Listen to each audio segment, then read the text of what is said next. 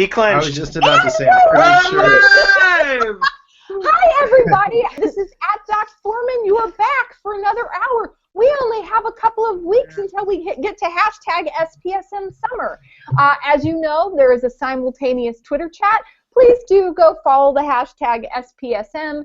And, of course, if you're wondering about tonight's content, you can go like up our Facebook page, or you can go to spsmchat.com, and you can read a little bit more about what we're talking about tonight. We have a very cool show. We're going to be featuring young filmmakers and a very cool program, and also sort of Superman. I know, but it's totally happening. I'm at Doc Foreman. Most of you know who I am, psychologist, suicide preventionist, and I'm here with my intrepid co-host, Dr. Bart Andrews. Hey, what's going on, everybody? Really excited to be here. We have an amazing show for you tonight. So, as many of you know, I am Bart Andrews. You can reach me on Twitter at Bart Andrews. We've got a bit of an echo. Is that coming through on your end, April, or is it just me? You sound great. Thank you. So sorry for that. So you can reach me on Twitter. I work at the Amazing Behavioral Health Response in St. Louis, Missouri. I'm so excited about having Stan on the show. I got to meet Stan at AAS just recently, and he is a treat. And getting to watch the videos and meet these young folks gives me a lot of hope for the future. To see what our young folks are doing in terms of suicide prevention is really heartwarming. And so I think you guys are all going to love this show. And I can't wait to talk more to these young folks. So let me introduce our next guest, and I'm really excited. I just met Stan this February. I was in Rockville, and the Consumer Survivor, what do they call it? I don't think they can call it an advisory committee. What do they call them? It's a committee. It's a committee. And Stan and I got to hang out for a couple of days where I learned that people occasionally think he looks like Clark Kent. And so everybody, I'm going to let him introduce himself. Stan, unmute yourself and say hello. Hello, everybody. How's everyone doing? Thanks for having me. So tell us about the Superman thing for just a second, and then tell us a little bit about how you got involved with directing change.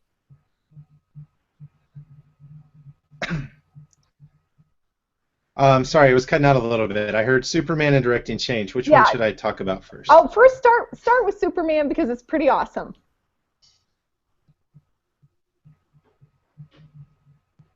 Are we cutting out?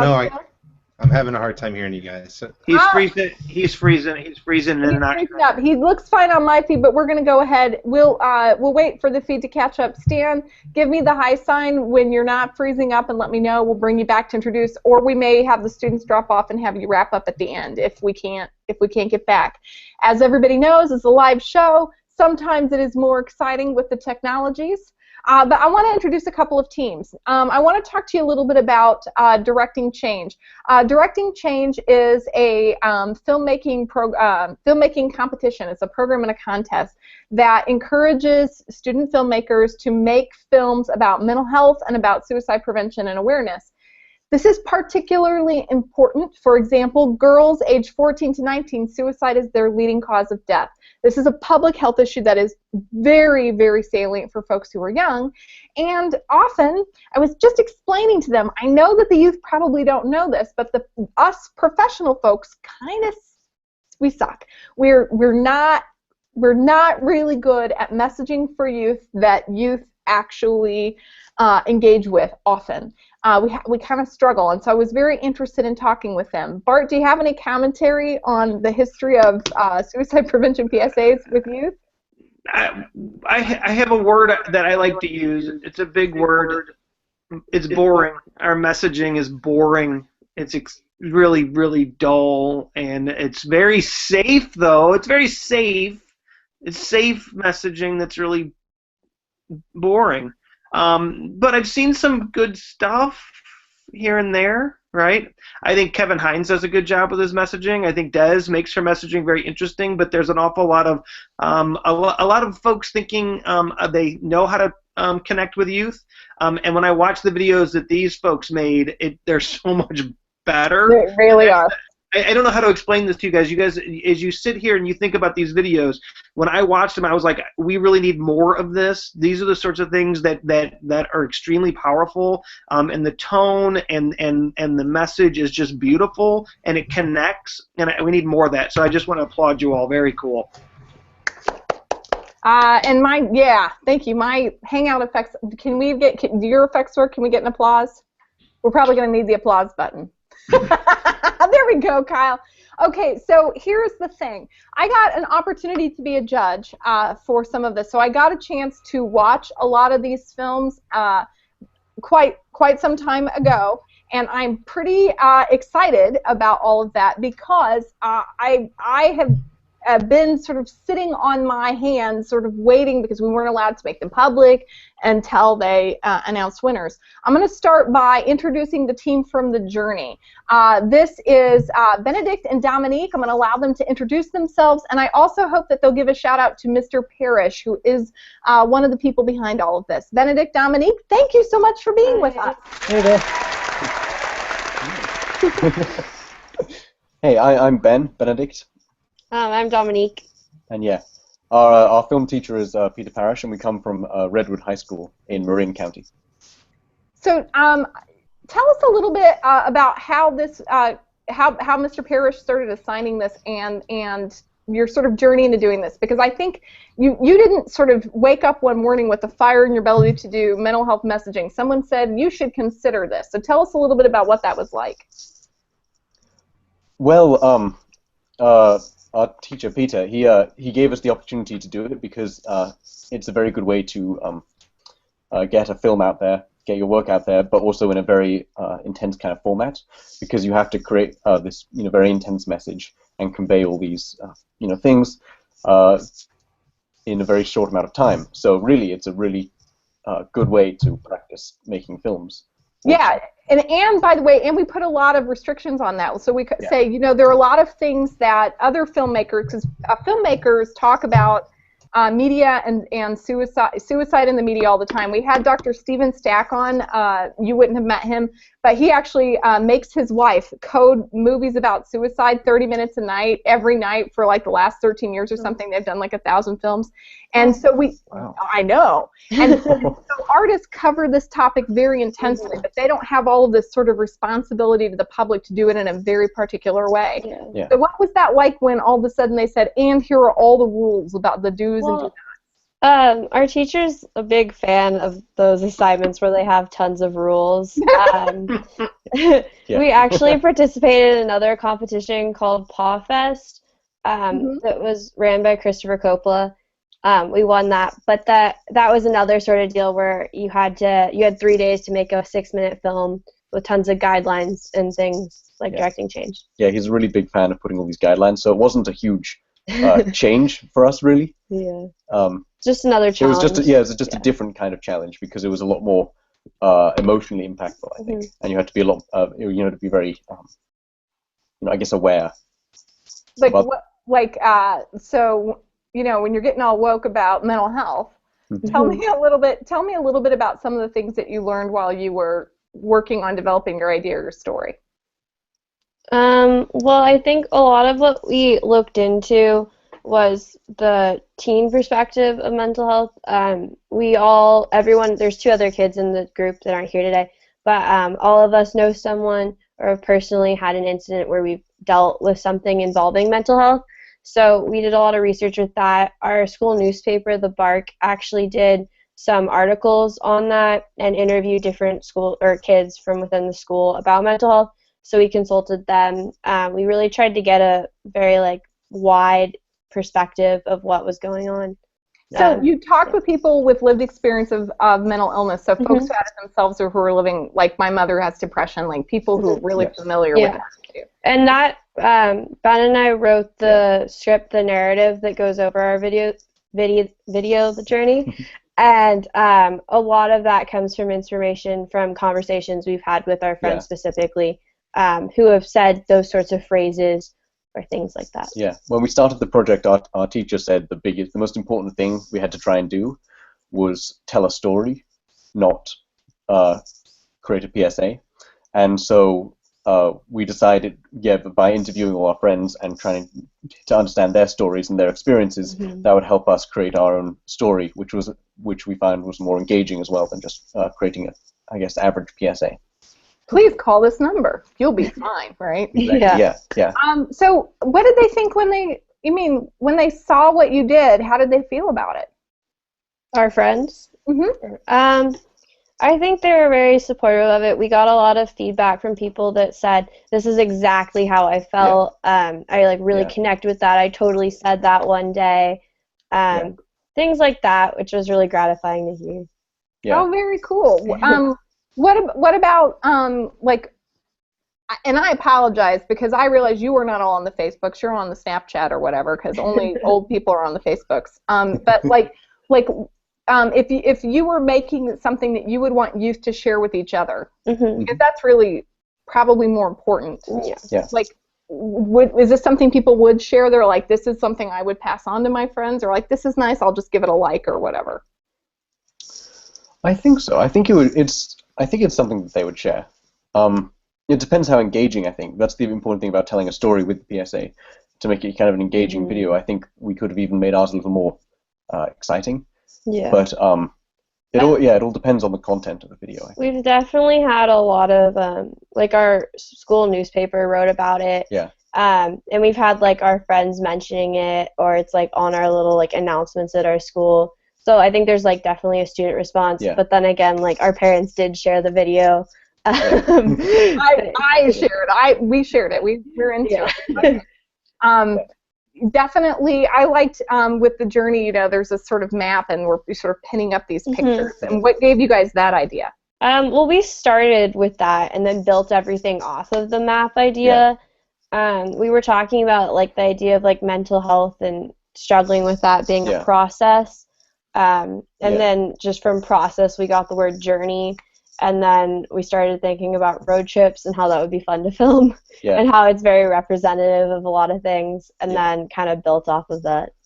Yeah, everybody sort of gets that very quickly. That's like you were looking for things that people sort of understand. You sort of start here, but you end here, and you sort of show pictures along the way. Like that was actually a really good device. Yeah, and also we've noticed that a lot of PSAs that we kind of watched to try and get some ideas, and they have a kind of, I talked to my friends and then I got better, and we didn't find that was common in the experiences, and all our friends we talked to, they all talked about how it took a long time. It wasn't a very quick fix, and so we thought it was really, really important to kind of address the journey of recovering. Bart, you want to comment about that? I saw your face. I think that there's several things that just hearing them discuss the process and how rich the development was, how much thought they put into it, is really cool. And I think they hit on a key point that sometimes we sell these quick fix messages out there that, oh, you just talk to somebody, you'll get better. You just do this, you'll get better. And in fact, it doesn't work that way. And when we tell people things like that and they reach out and things don't get better immediately, well, then they feel a little betrayed or a little let down. And so I think normalizing that there's a process to recovery, and that part of this isn't, and part of wellness isn't that you're going to be immediately all better, that wellness is a journey. And so I just love that metaphor, and I just love how they connected with all of that so well. So I'm just super impressed. Thank you. Thank you. And this was very short. Like, how much time did the whole thing take? 60 seconds. Yeah, I was going to say it was a minute or less, right? So this is one of those things that I keep trying to tell the old people, which is that when they want to talk about mental health and recovery, they want to do like a 30-minute webinar. Okay, Dominique, you giggled because you knew I was saying something absurd. Can you explain to all of us old people out here why that's absurd to do something long? I've done a lot of work in different stuff. I'm really interested in advertising and that sort of psychology of having things being fast-paced, and I think that's definitely an important thing. Our teacher, Peter, definitely stresses that you lose the attention span. I think there's like multiple studies on like how fast like people start losing attention, but you definitely want to capture everything right off the bat. Your first opening point is really significant because that's whether you're going to capture your audience or not. But definitely like making it short and succinct because teenagers aren't going to want to sit around. They have a fast-paced life. Like stuff that they would never watch. Yeah, I think that too. He's laughing, but he knows it's true. Yeah. It's got to be something you'd watch and that. You'd enjoy. You don't need to be spending a lot of time on it, and there's a very like strong message in this sort of deal, so I don't think you need to take a long time to communicate that. This is important, April, because think about it. Tony Wood, who you guys met earlier, Tony wanted April and I to learn something. He sent us a YouTube video that was 82 minutes long. Okay, so now if somebody sent you to an 82-minute PSA, how likely would you be to watch that? Probably I'd get through like maybe the first minute if it was engaging. Yeah. Tony? What if it's not Tony. engaging and she has bad hair? I'm not Well, also, I if I think can. there's. Oh well, I think there's a time. Stan wants to say something. Okay. Oh yeah, sorry guys. No, I just wanted to hop in. I think one of the other important pieces too is that so much of the messages about suicide prevention and mental health for youth right now are created by old people, and these films are about creating messages for youth by youth in their language and their vision. So I think that's one of the most beautiful things that we see in these films. Exactly. And welcome back. Good to be back. Sorry, everyone. Stan, can you tell us a little bit about Directing Change before we move on? Yeah, absolutely. So Directing Change, we just completed our 4th year, and it's a statewide contest, film contest in California. It's called the Directing Change Program and Student Film Contest. So the film contest is the core of it, and the idea is students will submit films either in mental health or suicide prevention, and this year we added a 3rd category called Through the Lens of Culture. Mm-hmm. And so with that, the film still has to be about mental health or suicide prevention, but then told through the lens of a culture, whether that's a defined culture like Latino or LGBTQ, or less defined like nerd or jock culture. So contest is statewide. It's open to high school students and then also youth and young adults ages 16 to 25. Every year we get about 400 to 500 submissions, so we've been doing this for 4 years. We've received over 1,700 films to the program, representing over 4,000 students, representing over 300 schools. So, whoa. So you got 1,700 films made by youth for youth. Correct. Is it bad if I ask you how much that cost, or how hard was that to do? Because that's a ridiculous amount of content. Well, we actually, when we first started off, it was only supposed to be a 1-year program, and we were hoping for maybe 50 films. And that first year, we hit 400 films, and so we realized we were onto something. And then there's kind of 3 goals of the program. One is that you would reach out to the students and educate them. The other one would be that we reach out to the judges like you, because as you were talking about, people in the mental health and suicide prevention field aren't always great about their own messaging and sometimes need to be reminded of messaging. And then the final program, or the final goal, was then now we have 1,700 films that people can download from our website, can share online, can use before their presentations, or can share with a friend as an excuse to start a conversation about mental health or suicide. And 1,700.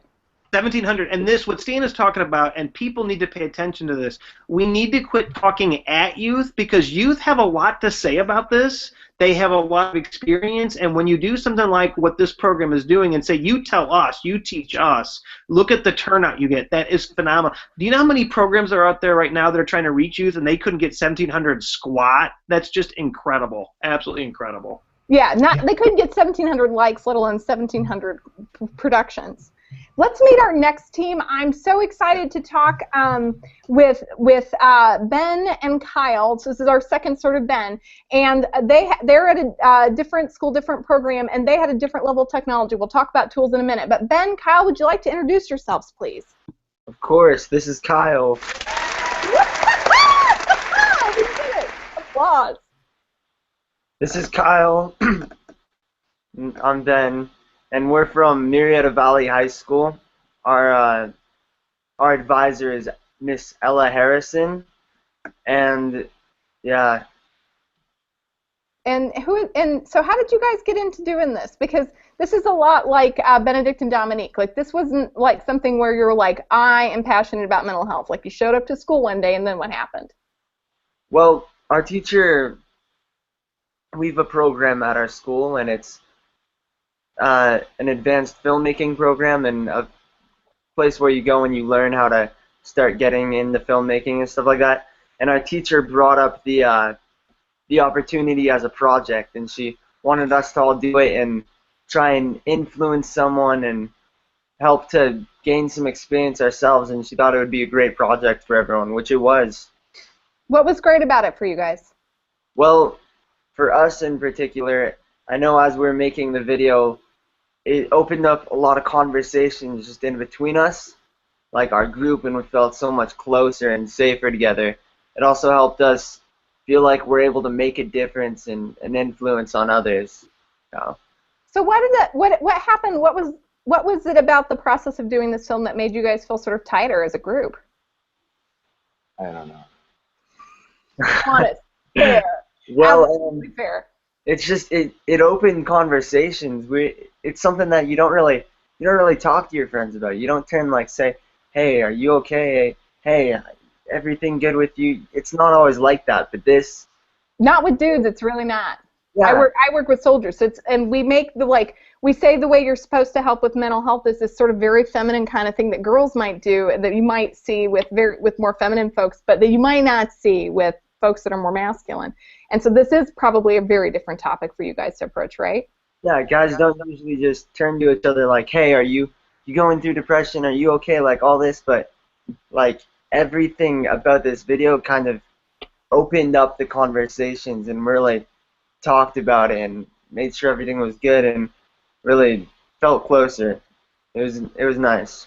Now your film, and I want to talk a little bit about this because we want to talk about portraying methods. So I remember when I was judging your film, and we did tweet this out, so several people watched a lot of these selections before the chat tonight, but the technology is such that us being able to live stream the video while we did the reaction was for a live stream wasn't going to happen. Yeah. But it opens with somebody jumping off a cliff, and I saw that and was like, ah! Because for folks in suicide prevention, like watching somebody do an attempt is like it's not really a great, it's not great messaging.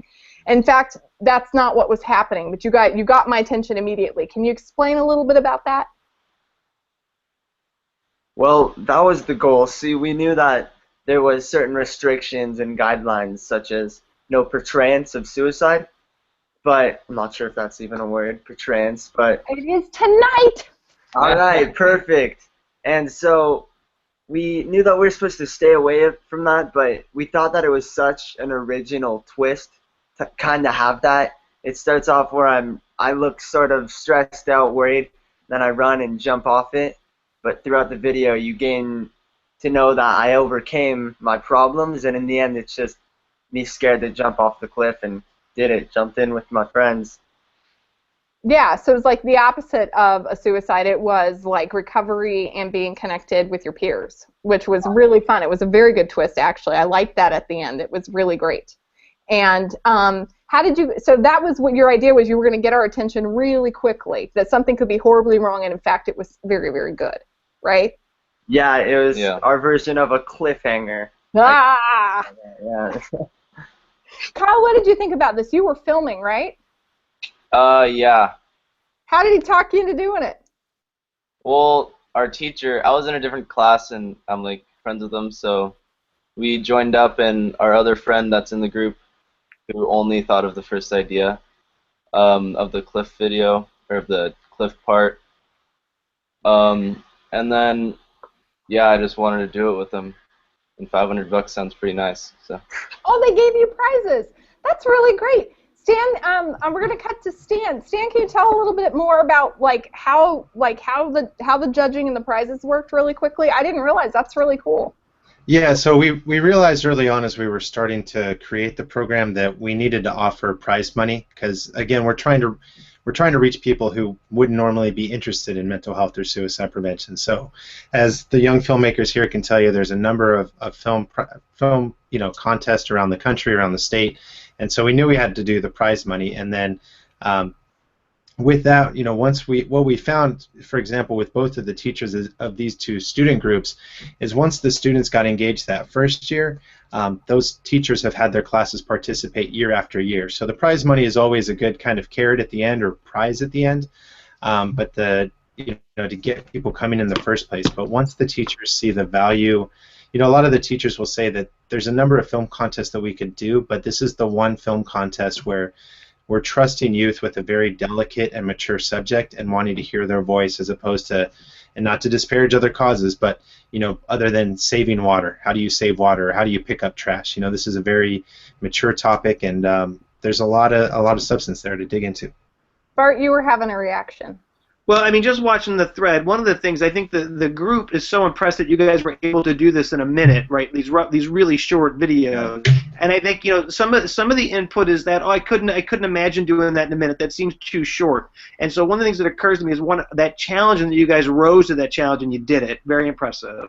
And then there's different formats for different purposes, right? This is kind of an impact video approach where you're really trying to get people's attention and you're trying to get a message in very quickly. And you might do longer messages for different things. So I think that's really cool. And Stan, the outreach that you have and the support that you have is just, I'm going to tell you, it is really, really impressive. Rick Straight, who's in Missouri with me, is like, we need to do this in Missouri. I mean, this is the sort of thing that when people see this sort of thing at SPSM, things just start catching fire. And so seeing these young folks do this is going to energize a lot of folks. We're just really impressed, and the feed is loving this. So we're hoping to actually. Go ahead. I was just going to say, we're actually hoping to bring the program national at some point. Now that we've realized that we can't go anywhere, we got to keep this thing alive. So I want to go back to Kyle and to Benny. So can you tell me a little bit about what you're going to do with the $500? Or, I mean, hopefully you can tell me. Well, first off, although the $500 was a good motivation, that wasn't the whole picture, obviously. No, I would buy some kick-ass shoes. I'm just saying.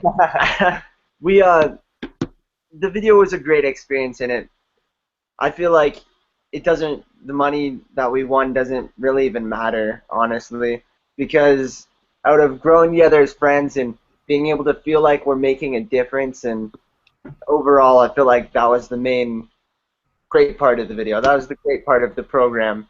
But I don't know, what are you planning with your share of the 500? I don't know. I'm trying to buy a little dirt bike, but Cool. not really working out. Oh no! You're gonna have to make some really good films again. Yeah, I'll just make another one. How about Benedict and Dominique? What were you? I think you have to split it about 4 ways, right? What are you gonna do with your loot? I spent mine on some shoes, actually. I agree with you. but it was for another short video. film, another costume. Yeah. Yeah. What? We just for another project in the film Well, club. what's the other project? Oh, it was just just some short films we did, just kind of like end of year project. And so yeah, I spent most of mine on props for that. Okay, so what kind of shoes? Because you don't ever see people's feet in the movies. Like, so.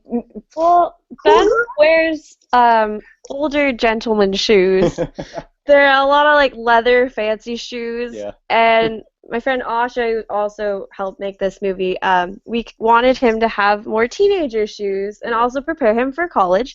So we bought him, or he bought himself with the money, some Converse. Yeah. I approve of both shoe selections. Desiree Stage at Live Through This. She's at livethroughthis.org, and she approves of sassy grandpa shoes, and she thinks you're wonderful, Benedict. Good. And she's watching actually right now. So I totally approve. Although I completely approve of Converse. I think from high school, I just got my son some Beatles Yellow Submarine Vans. I know, they were out of my size. You having a reaction? Bart's like, Grandpa shoes. That's just touches me. That's great. okay, Bart. First of all, leather shoes are not old man shoes. They're stylish shoes. Exactly. Let's change our culture. If we're going to change our culture, we need to change our language. And this whole old man shoes thing, they're leather shoes. They're stylish shoes. They can be youngish or older, depending on the purpose. You can't. Unless you are a teenager in Italy now. I just feels a little. Stan, help me out here. I was about to say that I've heard one of the first things that women look at is the shoes. So I'm a leather wearing. I actually wear boots. That's my shoe of choice. So. Okay. So I'm siding with Benedict and Bart. We've done the SPSM, like, what socks are you wearing? And then everybody shows. Like, I feel like everyone has to show shoes, except for that everyone's going to find out I'm barefoot. So it's not going to Okay, so one of the things that we wanted to ask you all about is equipment that you guys use, and you talked a little bit about that, and we did some in the warm-up. Can you talk out to my audience a little bit about what kind of equipment you need and what kinds of programs you need to produce these kinds of videos. And we'll start with Dominique and Benedict. So Bad and I used two Canon cameras. It was a T3 and a T3i, and then just 18 to 55 millimeter lenses that come with that in a kit. And then we used just a standard recording device to get the voiceover that's in our video, and then we used Premiere from the Adobe suite to edit. Yeah. So what do you mean by standard recording device? Because you're in a class, you've learned some things. Expect that we're old, and I had a tape recorder when I was your age. It was what was it? It was a Zoom, I think, a Zoom recording device with two microphones. And yeah, just very small handheld. And yeah, we just sat in a classroom and tried to get it as quiet as possible and talked into the mic. It was, yeah, we had the most problems with the audio, actually. So going back, if you were going to do it again, you talked about like some things that you would do differently. You said you guys were telling me about Premiere, so you might want to tell. It's an Adobe program, and you said there were things that you can fool with. And as you look at it now, what would you do again, or what would you mess with? I think it would be. We could have done a lot more work on setting up better shots. I think. Oh, we're getting a lot of echo. Yeah, setting up different shots and kind of more dynamic layers. We think after looking back on it, we both kind of cringed a little bit because it was the very, I don't know, just the cinematography wasn't quite right. You are adorable. What do you mean by dynamic layers? And his charming accent. You were wearing a kilt in the awards ceremony, weren't you? No. That was Peter and Tom Hayden, our friend, who was in it. They both decided to wear their kilts. And the cool thing about them is they're utility kilts. And I know. Yeah. They're really cool. And Peter's in charge of all the technical aspects of our theatre program at our school, and Tom does a bunch of building as well. So they all wear their kilts to all the work calls while they're building sets for everything. I completely agree. Okay, so explain about dynamic stuff. Explain about cinematography. Like what are some basic principles? Like if I, old lady Foreman, were trying to film something with my iPhone and I wanted to have more dynamic layers, how would I do that? Well, we just noticed that a lot of our camera shots were quite shaky because we're doing it in a car, and we didn't have a lot of kind of tripod equipment and steadying equipment. So we just, I don't know, I think we both wanted a little more steady. I think also just planning our shots, a lot of it, which I guess gives it a more natural vibe, is that we genuinely went on a little road trip and filmed as we went, and those are the shots, so everything on the beach is just us hanging out. Osh and I definitely directed them for some poses of some things, but generally that's us just being friends. So maybe planning out some of that. The one shot we actually planned, we didn't use in the film, which was a little disappointing. And as we went to submit it, we wanted to use it so badly, but we couldn't figure out a point to incorporate it. And it was like all of the friends, like Ben standing alone over this cliff toward a deal. Not a cliff, but like an overlook. Yeah, just where you can see the bridge. Yeah, we should do that. But it was like looking out over the bay, and it was really pretty. And then all the friends join in and hug him, and we had such a struggle getting the shot because it's right over it was looking over the entrance to the Golden Gate. And there was this big container ship coming in, and there was about a minute until it got in the shot, and so we had to try and do the shot about 3 times. Before this container ship just ruined it, and we never used the shot. It was so disappointing. That's how it always works. I feel like we could have a bonus feature, Stan. That's my wish list. So I'm gonna switch back to Benny and Kyle. So Benny and Kyle, can you tell us a little bit about the equipment and the software that y'all used? We used Ben's little iPhone 6 for the video, and then we borrowed Mrs. Harrison's little T3i camera with a Rode mic on it, and we used that for the audio and stuff that I did. For the voiceovers. For the voice. Yeah, I was the voice. Well, and then I've watched this many times, so like I feel like you're a bit of a celebrity, sort of, and I made people in my house watch it. I admit. Basically, I'm basically a celebrity. Yes. Yeah, so we filmed the stuff on the mic along a lot of times. Ben made me retake it a lot of times. And Ben is kind of a slave driver. I know. Sorry, I just had to get it right. And then, hey, but it worked out. So, He's but your Tony Wood. Yeah. and then we use Final Cut Pro X, which is kind of like a more user-friendly Final Cut Pro than the other ones. And, Yeah, and it's a little bit more complicated than the iMovie, right? Oh yeah, yeah. It's a good between. You do a lot more stuff too. Like what? Well, you can do like a lot of more like green screen behind the scenes effects and stuff. Like I just learned how to like move little creatures across the screen with green screen on Final Cut. Okay, Tony has a green screen, and I actually have done like green screen sort of films like a long time ago, like where I was like in front of a camera and there was a director person sort of feeding me lines in a green screen, and that was not easy, and the editing on that was not easy. That was one of the things I learned. That was like, you have to know what you're doing to do that. That sounds like YouTube gold. Can we get those old videos posted, April? I think there are on YouTube actually. It's 3 Things with Doc Foreman. Like it's an old stuff where the scarves were really big. I was pretty impressed. I like I said, I can only barely. So if you go on YouTube and you search for #0suicide, one of me will come up. Like that's the absolute extent of my filmmaking abilities, is doing the little trailers off of the iMovie on my Mac Air. Ooh. I know. So how did you learn the software? Because for me, it's really actually hard. There was a lot of weeping.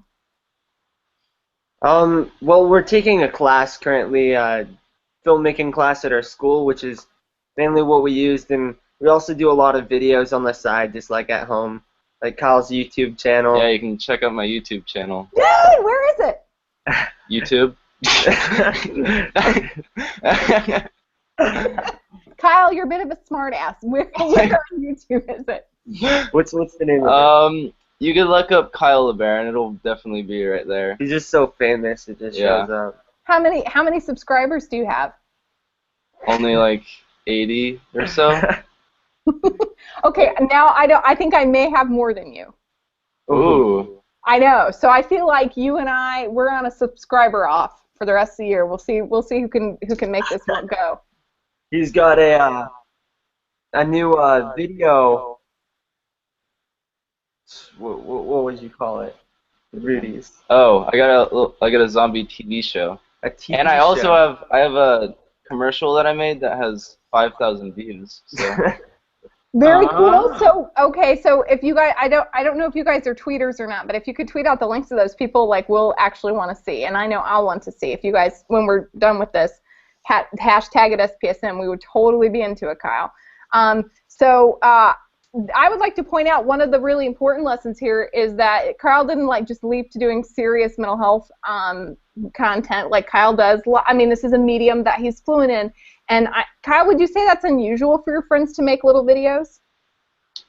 it's definitely not unusual.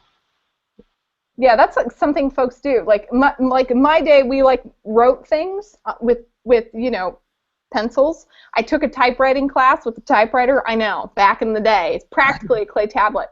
But for you, my daughter, who is 10, went to a slumber party last night, and they were making music videos, and they were using apps and. Yeah, there's a lot of apps that you can use now. And she was like, and it looked like a legit production. I was like, how does that work? Yeah. Go ahead. Definitely have to check out the Rudy's though. It's a zombie TV show. Mm. It's on its 3rd episode right now. Coming in pretty well. Where is it? Is this on Kyle's channel? Yeah, this is on my channel. So you're just producing a show like we produce a show, only that's entertaining? Oh, yeah. So it's about zombies. Like, what specifically about zombies? It's about these 2 friends that one gets too drunk at a party and passes out and wakes up 3 days later, and zombies are all over the world. And I don't want to give away too much, but Okay, Yeah, you so can watch. give away the. Okay, so Kyle, here's what I want to know. Can you make a suicide prevention film with zombies? Why not? I mean, Challenge accepted. I would be super into that. Next year we're coming out with one. Maybe I'll make a special. Will Ooh. you make a very special zombie episode? I will. At the end of the season. If you do, seriously, we'll have you back on if you do that. What? You want to star it? Yes! No. You think I'm a No, fool? no. I'm just the safe Tony. The safe word is foreman. The safe word is foreman. Yeah. No. No. Okay. I'm shutting that down. Okay, but I would like to point out, you explain to the audience why a suicide prevention film with like zombies would be a great idea, because that's actually not a stupid idea. That's a good idea. Like, why would that be fun? Maybe symbolism. That was a little dry. See, well, one of the things about the prevention is pushing through the hardest moments, and I mean, a post-apocalyptic zombie world would see something where pretty down. Just gotta push through, I guess. Mhm. Maybe that could show something in a way. Actually, no, it's actually a horrible idea. Yeah, I think it would be a horrible idea. I would love to see. I would love to see a zombie trying to explain to somebody why they should try to stay for one more day. We could get them a stay shirt from Desiree Stage, or we could get a second suicide shirt. We could totally get you some, and we could zombify it. And I feel as if Katie Hardy and Desiree Stage would completely approve. What do you think? Directing change on right now. Oh my God! Can we have Superman zombie suicide prevention? Yeah, there we go. I'll do the cameo. Stan, so you have 1,700 films, and we're about ready to go back and ask a little bit more. We're transitioning sort of into our final discussion point for the evening. But as you're listening to these folks talk, and we're talking about sort of creative ways to do mental health PSAs and messaging, what are some of the thoughts that you're having? Like, what are some of the more interesting ideas that you've seen? Well, first, the thoughts that I'm having right now is I'm just loving hearing the impact that it's having on the students, because that's what we had hoped for initially, and then you never know what it's going to happen.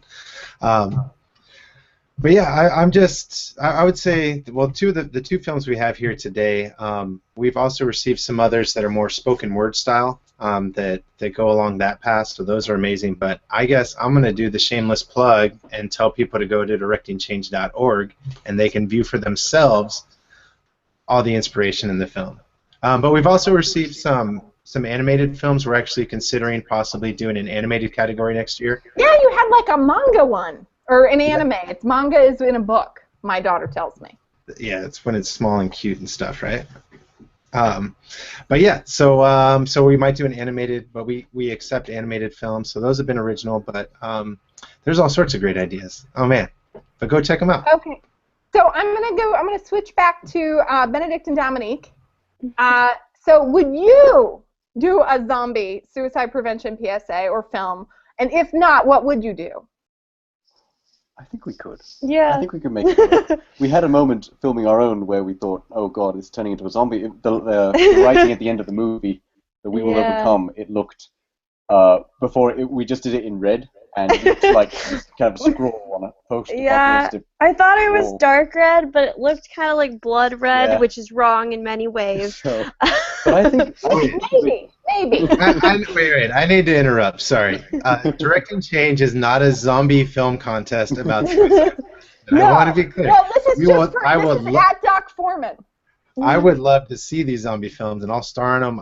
I'll geek out on zombies all day. But for those of you watching and listening, we accept film. We don't discriminate. We will take zombie films, but that just throw it out. Special cultural one. No, look, I just got this. Are you ready for this? Hold on. The Walking Dead Suicide Lifeline. We put a bunch of zombies in a contact center taking calls. I love this. I'm just saying. That is That's good stuff. It's good stuff. Oh my God, that's really. The Walking Dead Suicide Lifeline. Surely Samson would fund that. I'm not sure Sam's is the way we're going to go on that, but yeah, maybe. If I gave you used Beatles bands, would you do it? Ooh, I think so. I think so. So, we were talking a little bit, we're sort of in that sort of last 15 minutes, and in about 10 minutes or so, we do sort of final thoughts as we're sort of what we think that the big take-home messages from each of our points of view. But before we get into that, I wanted to ask you guys a little bit about what you would do in the future, and I want to actually address that if you had 5 minutes, if you had 30 minutes, how would that change the arc of how you would tell a story about suicide or about mental health? I think there are a lot of things you can go a little more in depth in. Just what are people feeling every day, the different parts of the journey, because we had to really skim over a lot of the top of it, and kind of get generalized as much as possible. I think it would be more interesting to see one person's journey, or maybe two people's journeys as well, if we had more time. So you would actually show the journey, not do sound bites of like describing the journey. I think, I don't know, I personally would lean towards that. I don't know about you. Yeah, I think so. We definitely, when we were storyboarding it, we had a lot more sort of like, not scenes, but like concepts that we were interested in exploring. So maybe exploring those more. Like which one? There was stuff that we had with Ben's character interacting with, like, specifically Brayden, who's his girlfriend, but having, like, just more, like, one-on-one conversations or those, like, different interactions, because we made it more of, like, a grander journey as a whole, and you could go more in depth. Also, maybe more of, like, the fallout of what happens after you're standing around looking at your billboard full of memories. Like, because there's a lot that it doesn't just end, and how does that keep going? It would be nice to see it almost as a story, or as an actual TV show, still giving a message, but a very engaging kind of. Lady Dynamite on Netflix right now. So we have Marie Bamford, she's talking about recovery from mental illness, and I apologize for being the dorky grown-up, but like the amount of foul swearing and hilarious jokes, like I heard literally the best sort of destigmatizing description of bipolar 2 disorder ever in the middle of some pretty great swears, which is my favorite thing of all time. So I think you could make a really engaging show where one of the characters is really in recovery. Yeah, I think that helps a lot because it lets people connect to the characters a lot more than you can in 60 seconds, and I don't know, I think that connection can really be beneficial. Yeah. Well, I actually, there's an Australian show that I watched recently, and I can't think of the name of it, but one thing that I loved about it is a lot of times when mental health is it's like a side plot, it's always like your token depressed person, token bipolar, person that has bipolar. And there's, in this Australian show, it's, well, this person has depression, the mom has bipolar, and because that's how mental health is in real life. I don't just have one friend who has mental illness. It's all around. It kind of floats around and touches each of us. Absolutely, and I mean that's the whole thing. When your young filmmakers were saying that when they started discussing this topic, this was something they went, well, this is going on, and they actually had a lot of people to talk to about it. Just people hadn't been talking about it before. I'm gonna switch over to Benny and Kyle for the next couple of minutes. So Benny, Kyle, I know we're back on. So they were chillaxing. They were totally chillaxing. They were chillaxing. You can see it. That's chillaxing. That's chillaxing right there. I used a slang which I should never do, and I wasn't thinking, and then Tony totally tweeted it out, which is always like what my daughter and my friends do anytime I try to use any kind of slang. And I think I'm on fleek with this as well. I know. I know. Then you'll get old too. It'll be so exciting. So if you were going to do something that was not 1 minute, but a 5 minute, a 30-minute or show, and it was going to really address mental health and suicide prevention advocacy, what would you do differently? Well, I mean, ours was pretty perfect. We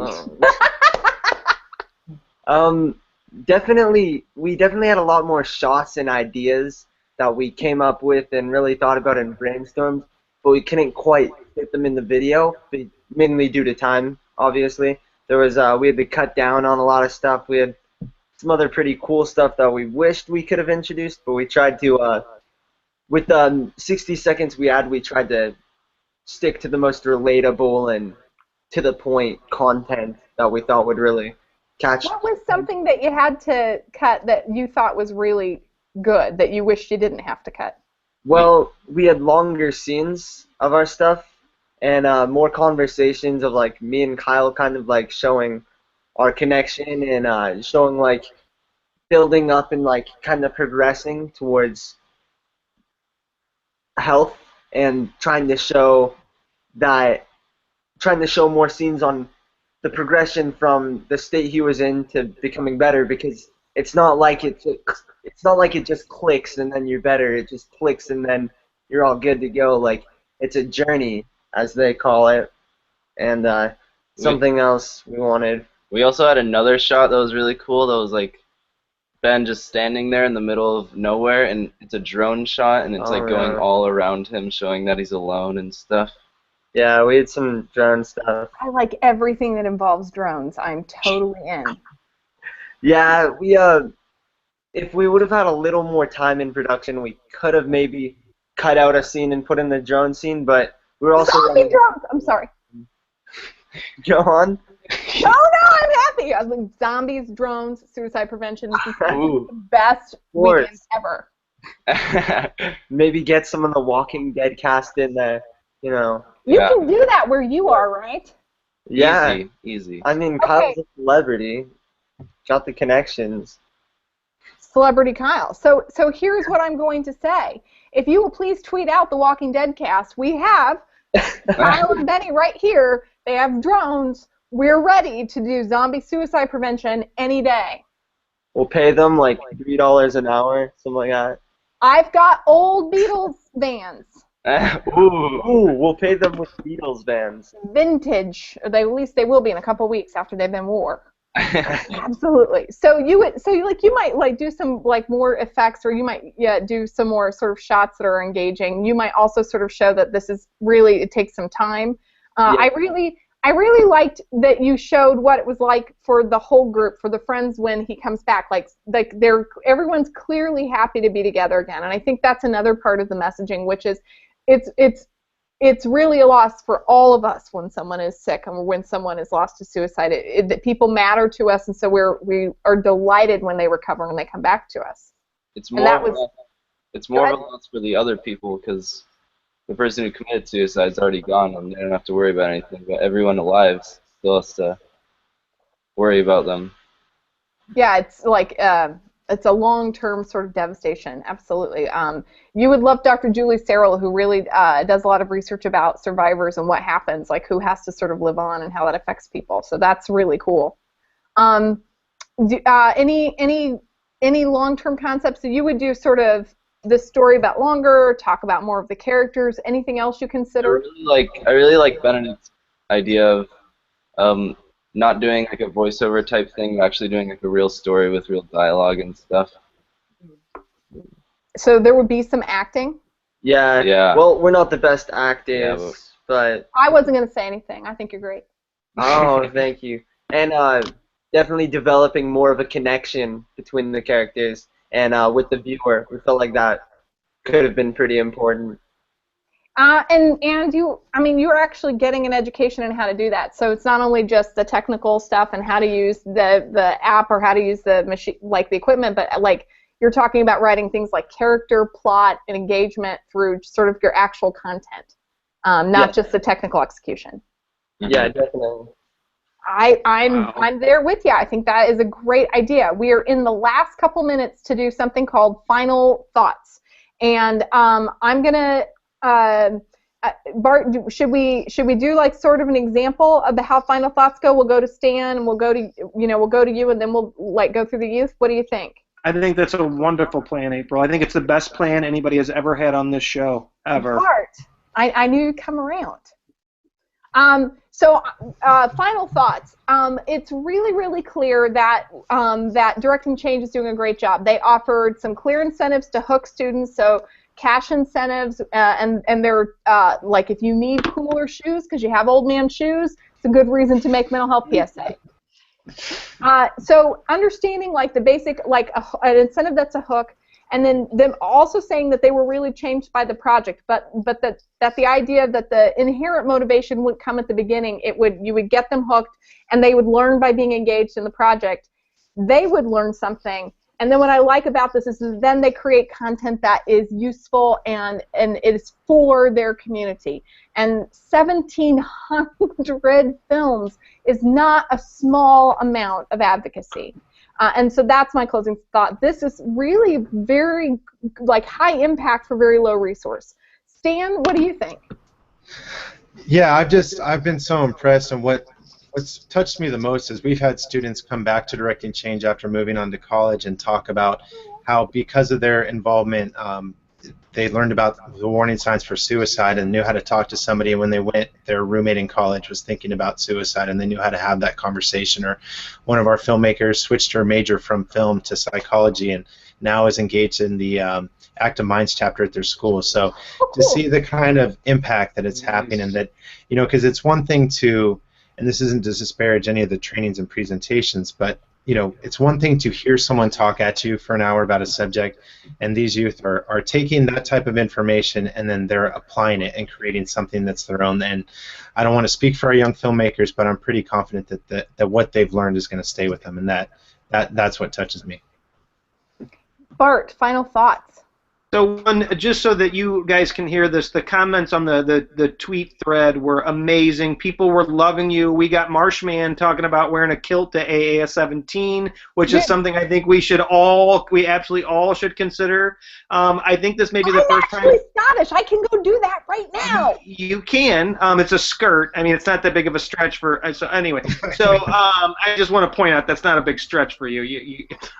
Two, it's the first time that a turkey baster has been worked into the chat, and so I think we've made SPSM history. Three, when I think about where I was at when I was 18, I shouldn't even have been allowed out of the house without supervision, actually, like a lot of supervision, and to see these kids moving and shaking, I think what's so impressive to me personally is that they get that this is about relationships, that in fact that these pieces of art that they're creating, because that's what this is. Yeah, there's an educational component, but it's art. Art is about developing relationships not only with your audience but with the people involved in the making it process, right? That these are ways that we connect with each other, and so to hear them get that and talk about that, for those of the older folks out there that are paying attention, if the content you're making isn't developing a relationship with your audience, take a step back and maybe redo it, or watch these videos that these kids made, because they definitely made a connection, and that's really important. Fabulous. And then I'm going to go to Benedict and Dominique. Can the two of you give us some of your final thoughts? What is it that you think that we, as suicide prevention advocates, what should we learn from you all? I think from us particularly, I think the most important thing we tried to touch on again was that it is a process to recover, but it is, if you just kind of open up and talk to people about it and try and seek assistance, it's it can be done. It's not, you know, yeah. It can be done. It can be done. How long did it take you guys to do this project? It was a couple of weeks. We filmed in a day. Everything was shot in one day. We have a few outings in the car to see how you could film things in a car, because that's very interesting to do. And then we spent about like a week or so editing. It was a great process, And the Directing Change organization was completely amazing. Everyone was so nice and so dedicated and so inspirational, really. Yeah. All the people who they got to talk were just incredible. Their stories were amazing. And I think definitely leaving the event and also just everything that's happened with the video has definitely inspired us with our work going forward and how we approach things, and kind of like made us more enthusiastic about having strong messages in our work. Yeah, I really encourage anyone who's interested in film to try it because it's a great process. I'm so glad that you could have strong messages I like the way Stan says, strong messages about mature topics. And I look forward to seeing your work as well. Zombies or no zombies, I will say that Chris Maxwell did say you should consider doing cat videos. And finally, for Benny and Kyle, if you guys want to unmute yourself, what are your final thoughts for us tonight, Benny and Kyle? Okay. Go for it. I think it was a great experience. It was really fun. Actually, my mom, she uploaded it on Facebook to show all her friends, and Old school. and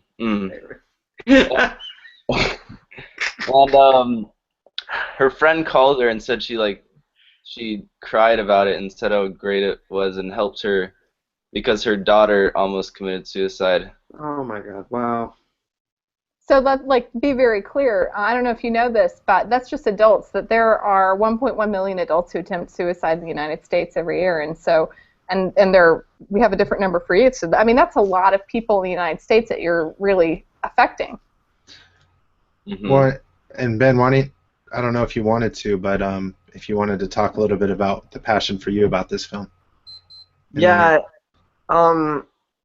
One of the main motivations for this film for me actually was this past summer my cousin, family member of mine, committed suicide, and so that's when we got into it. We really heavily thought about things and didn't necessarily use her story or her situation because personal reasons and wanted to keep that more private. But it really felt like out of that I could find a way to this program directing film makes me feel like I had a way to make a difference and find some good in it because I always felt like that's what she did. She always found the best of the worst situations, and although it was so tragic and we always loved and it was such a frustrating situation, I feel like this helps me feel like I can